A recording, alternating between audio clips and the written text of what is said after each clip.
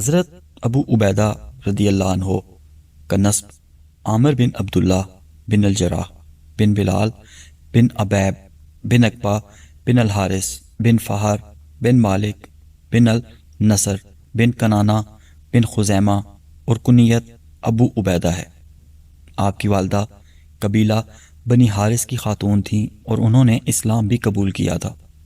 حضرت ابو عبیدہ رضی اللہ عنہ 8 افراد کے بعد ایمان لائے۔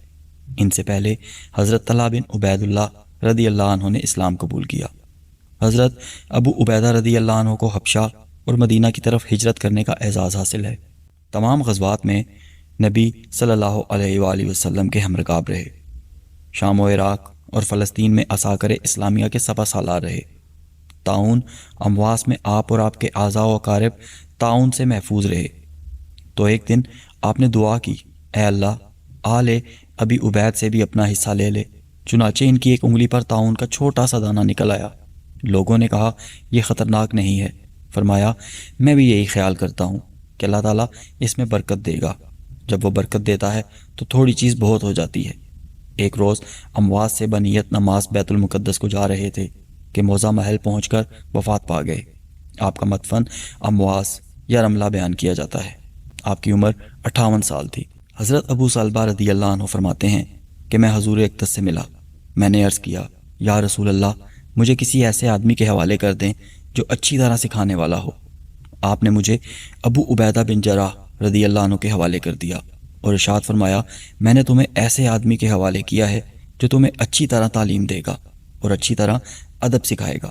جب میں حضرت ابو عبیدہ رضی اللہ عنہ کی خدمت میں پہنچا تو وہ اور حضرت بشیر بن سعد ابو نعمان رضی اللہ عنہ آپس میں باتیں کر رہے تھے۔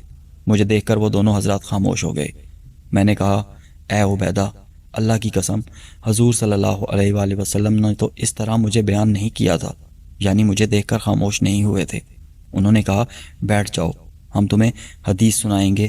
پھر فرمایا حضور صلی اللہ علیہ وآلہ وسلم نے ارشاد فرمایا کہ تم میں اس وقت تو نبوت کا دور ہے، پھر نبوت کے طرز پر خلافت ہوگی، پھر بادشاہت اور جبر ہوگا۔ حضرت جابر رضی اللہ عنہ فرماتے ہیں کہ حضور اقدس نے ہمیں قریش کے ایک تجارتی قافلے پر حملہ کرنے کے لیے بھیجا اور حضرت ابو عبیدہ رضی اللہ عنہ کو ہمارا امیر بنایا، اور حضور صلی اللہ علیہ وآلہ وسلم نے کھجوروں کا ایک تھیلا ہمیں زاد سفر کے لیے دیا۔ اس کے علاوہ اور کوئی چیز ایسی نہ تھی جو حضور ہمیں عطا فرماتے۔ حضرت ابو عبیدہ رضی اللہ عنہ ہمیں روزانہ ایک کھجور دیا کرتے تھے۔ ہم بچے کی طرح اس کھجور کو چوستے، پھر اس کے بعد پانی پی لیتے اور ایک دن ایک رات اسی پر گزارا کر لیتے۔ پھر ہم لاٹھی مار کر درختوں کے پتے جھاڑ لیتے اور انہیں پانی میں بھگو کر کھا لیتے۔ ایک دن ہم چلتے چلتے سمندر کے کنارے پر پہنچے تو ہمیں دور سے ایک بہت بڑے ٹیلے جیسی کوئی چیز نظر آئی۔ ہم نے وہاں پہنچ کر دیکھا تو وہ عنبر نامی بہت بڑی مچھلی تھی۔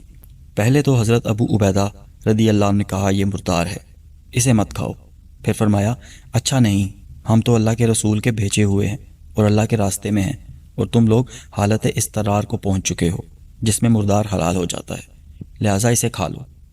ہم 300 آدمی تھے، 1 مہینے تک اس کا گوشت کھاتے رہے، یہاں تک کہ ہم موٹے ہو گئے اور اس کی آنکھ کے حلقے میں بڑے بڑے مٹکے بھر کر چربی نکالتے تھے اور بیل جتنے بڑے اس کے گوشت کے ٹکڑے کاٹتے تھے۔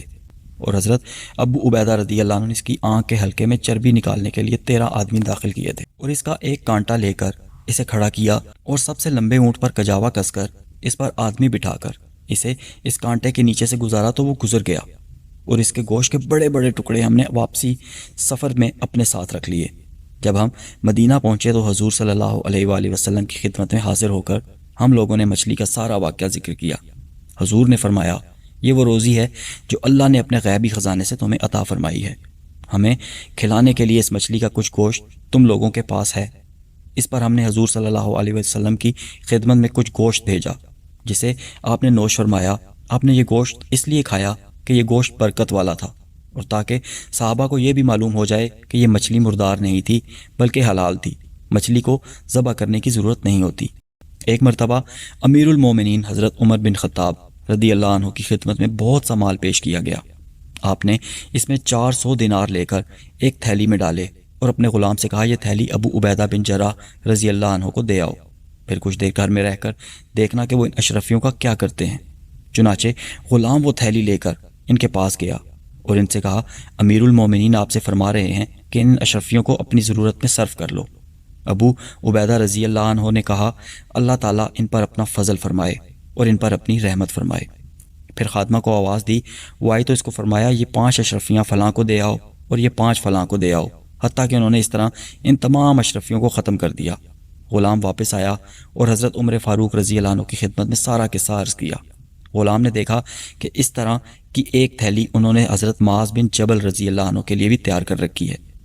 حضرت عمر فاروق رضی اللہ عنہ نے فرمایا یہ تھیلی معاذ بن جبل رضی اللہ عنہ کو دے آؤ اور ان کے پاس تھوڑی دیر ٹھہر کر دیکھنا کہ وہ ان اشرفیوں کا کیا کرتے ہیں۔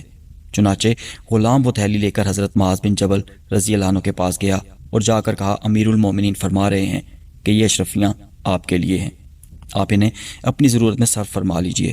حضرت معاذ بن جبل رضی اللہ عنہ نے فرمایا اللہ تعالیٰ حضرت عمر رضی اللہ عنہ پر اپنا رحم و فضل فرمائے۔ پھر خادمہ کو بلایا اور فرمایا کہ فلاں کے گھر اتنی اشرفیاں دے آؤ اور فلاں کے گھر اتنی۔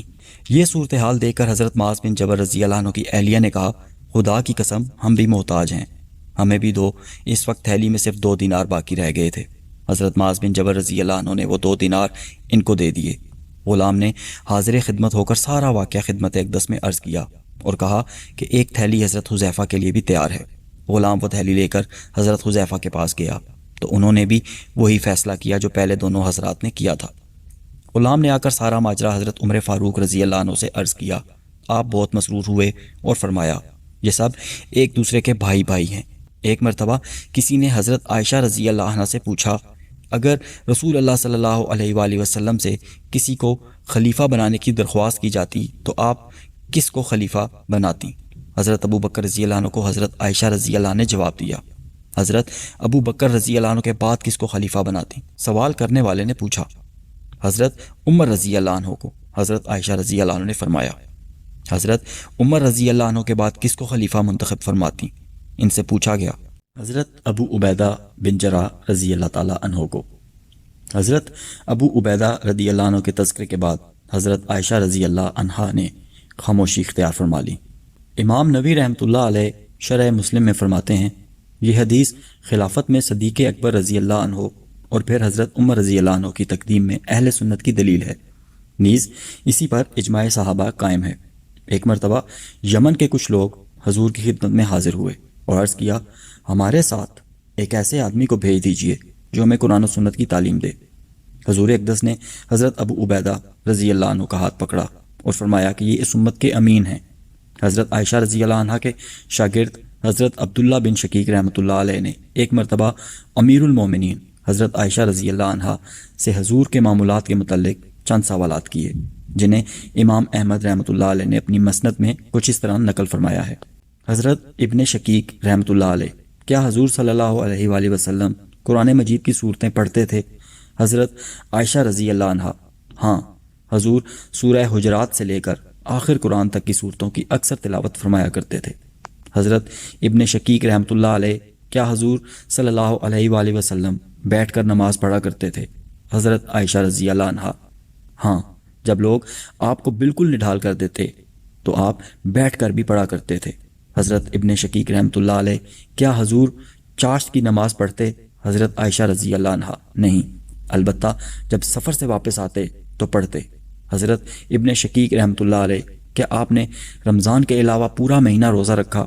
حضرت عائشہ رضی اللہ عنہ نہیں، باخدا آپ نے رمضان کے علاوہ کبھی پورا مہینہ روزہ نہیں رکھا اور نہ ہی پورا مہینہ کبھی بغیر روزے کے رہے، بلکہ ہر مہینے میں کچھ دن روزہ ضرور رکھتے تھے۔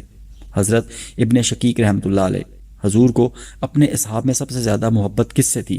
حضرت عائشہ رضی اللہ عنہ حضرت ابو بکر رضی اللہ عنہ سے۔